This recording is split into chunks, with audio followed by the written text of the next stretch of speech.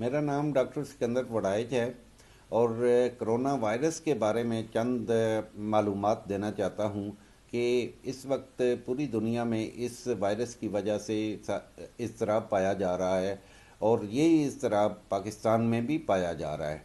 लेकिन इसमें बड़ी अच्छी जो खबर है वो ये है कि 80% मरीज़ इस बीमारी के बिल्कुल तंदुरुस्त हो जाते हैं।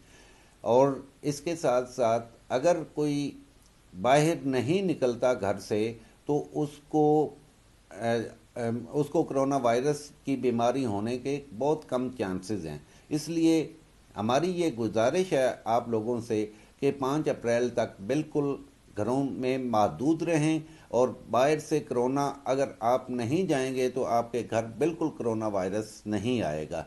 नंबर 2 बात यह है कि इसकी अलामात जो हैं वो आम खांसी नज़ला ज़ुकाम मौसमी जो है उससे इतनी ज़्यादा मिलती जुलती नहीं है। इसमें इसकी जो अलामात हैं उसमें ये है कि एक तो खांसी, खुश्क खांसी का मुसलसल होना, दूसरा सख्त बुखार होना और तीसरा सांस लेने में दुश्वारी आना।